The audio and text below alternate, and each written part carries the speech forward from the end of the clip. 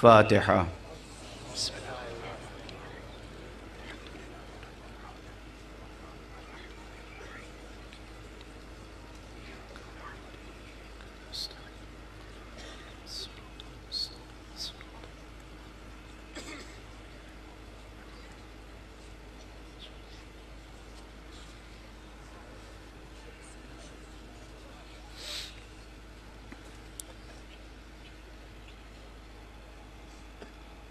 حضرات التماس ہے کہ ایک مرتبہ پھر سورہ حمد اور 3 مرتبہ سورہ اخلاص کی تلاوت فرما کر بانیان فرش عزا کے بزرگان مرحومین کی روحوں کو ایصال فرمائیں۔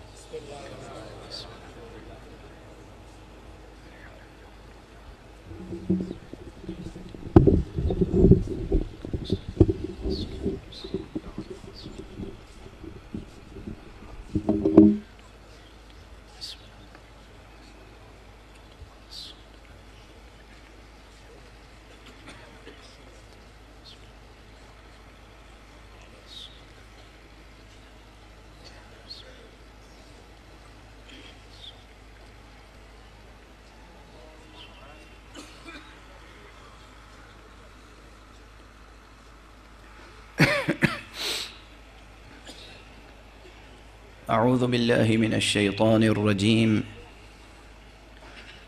بسم اللہ الرحمن الرحیم، الحمد للہ رب العالمین،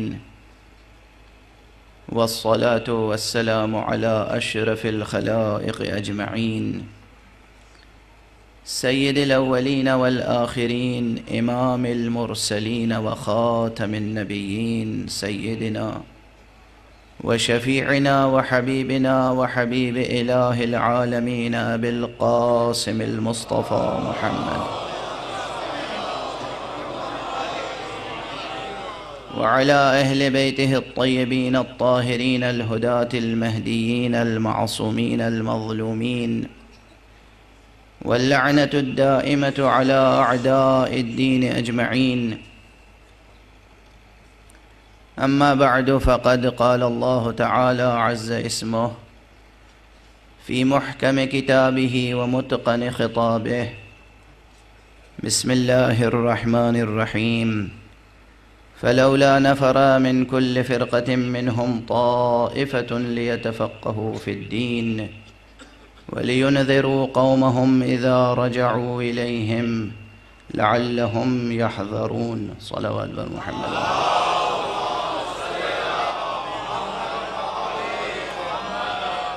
ایک مرتبہ اور بلند تر صلوات پڑھیں۔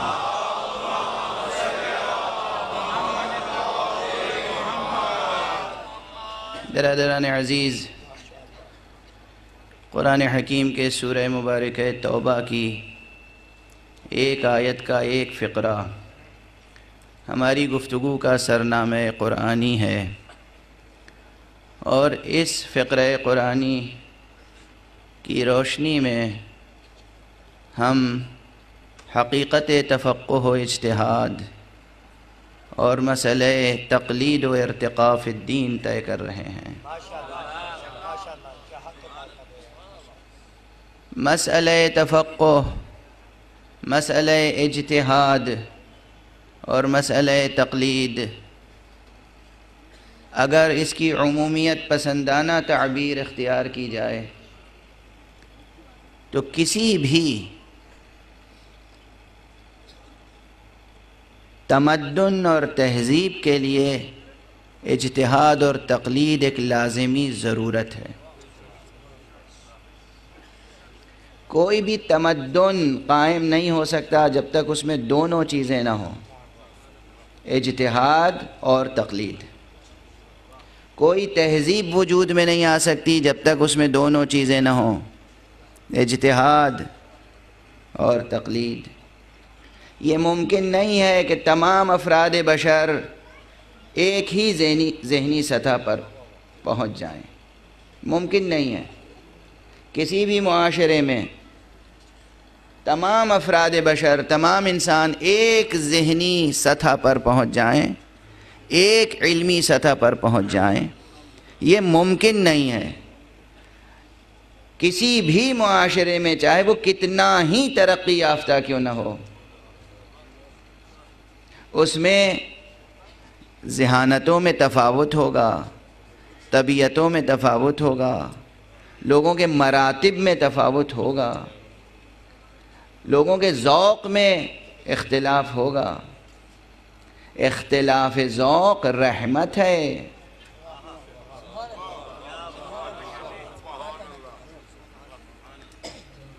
اختلاف ذوق، اختلاف شوق، یہ سب رحمت ہے، فطرت کا عطیہ ہے، فطرت کی بو قلمونی ہے، فطرت کی رنگا رنگی اور نئے رنگی ہے۔ اگر یہ نہ ہو تو فضائے عالم کی یکسانی ایسی ہو جائے گی کہ دم گھٹنے لگے گا۔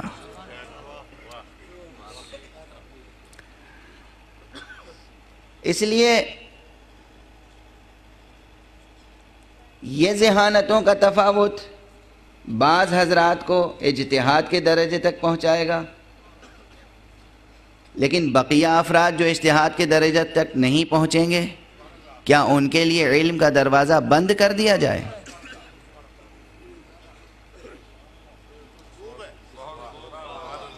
کسی بھی معاشرے میں جو لوگ اجتہاد کے مرحلے تک نہیں پہنچ سکتے، ان کے لیے کیا علم کا دروازہ بند کر دیا جائے؟ یہ تو ممکن نہیں ہے۔ اجتہاد نام ہی ہے علم کے دروازے کو کھٹکھٹانے کا۔ بزرگان دین، بزرگان مدارس تشریف فرما ہیں، میں دست ادب جوڑ کے عرض کر رہا ہوں، میں نے یہ تعبیر سوچ سمجھ کے گزارش کی ہے اس وقت۔ اجتہاد نام ہے دروازہ علم کو کھٹکھٹانے کا۔ دروازہ علم کھولنا مجتہد کے اختیار میں نہیں آئے، دروازہ علم کھٹکھٹانا مجتہد کا کام ہے، کھولنا ادھر سے توفیق الہی کا نام ہے۔ اجتہاد نام ہے باب علم کھٹکھٹانے کا،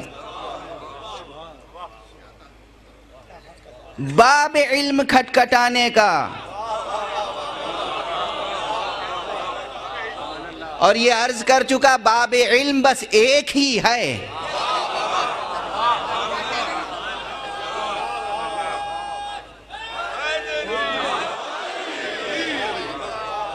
شہر علم بھی بس ایک ہے، باب علم بھی بس ایک ہے۔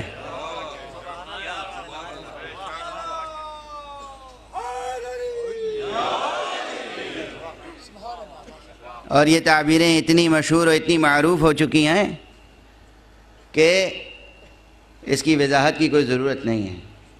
جب بھی ہم شہر علم کہتے ہیں تو بس ایک ذات گرامی مراد ہوتی ہے، اور وہ ہے وہ ذات کہ جس میں منحصر ہے حقیقت نبوت۔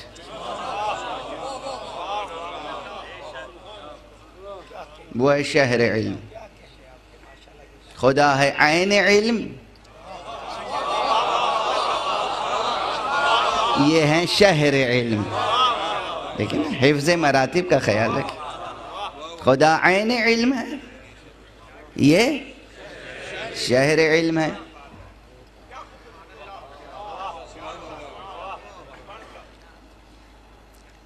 اور ایک خدا ہے تو بس ایک ہی شہر علم ہے۔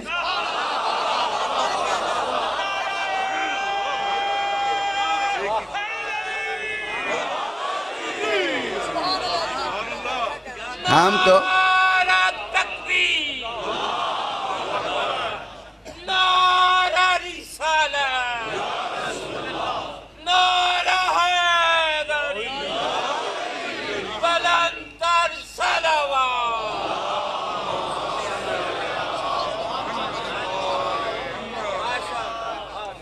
آپ کہیں گے کہ یہ خطابت کی تعبیریں، آپ پوچھئے حضرت علامہ آیت اللہ سید حافظ ریاض حسین نجفی صاحب تشریف فرمائیں، آپ پوچھئے کہ فلسفہ اسلامی میں ایک اصول معین ہے، لا يصدر من الواحد الا الواحد، ایک علت سے ایک ہی معلول وجود میں آ سکتا ہے۔ اسی لیے کسی کی رباعی کا ایک مصرع ہے، قطعے کا ایک مصرع ہے، ایک ہے خالق بھی اور مخلوق بھی بس ایک ہے۔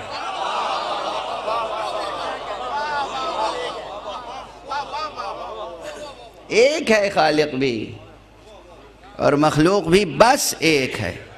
ایک ہے چشمہ علم، ایک ہے عین علم، ایک ہی ہے شہر علم، اور ہم کیا کریں کہ بس ایک ہی ہے باب علم۔ وہ اصول ٹوٹ نہیں رہا ہے، ایک علت ہوگی تو ایک ہی معلول ہوگا۔ ایک ہے عین علم، ایک ہے شہر علم، ایک ہے باب علم۔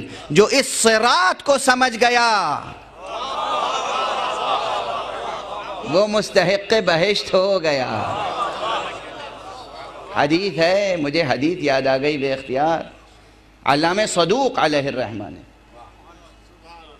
علامہ صدوق نے عجیب و غریب عبارت نقل فرمائی ہے۔ یہ جو مشہور حدیث ہے، انا مدینۃ العلم وعلی بابها، یہ حدیث انہوں نے اس طرح نقل فرمائی، انا مدینۃ العلم وہی الجنہ، میں شہر علم ہوں اور شہر علم ہی جنت ہے،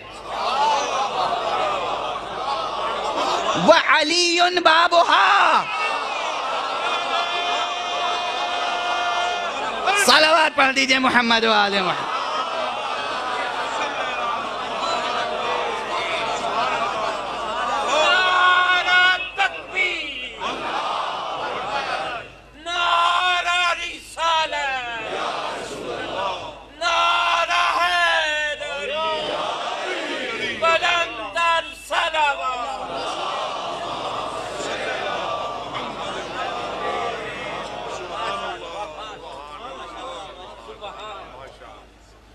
میں شہر علم ہوں اور شہر علم ہی جنت ہے، وہی الجنہ۔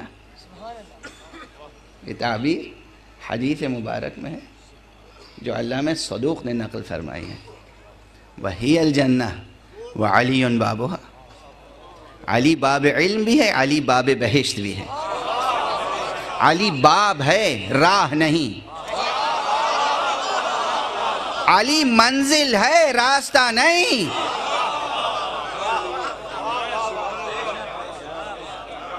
علی منزل ہے، راستہ نہیں۔ جو علی تک پہنچ گیا، علی حکیم تک پہنچ جاؤ، علی عظیم تک پہنچ جاؤ گے۔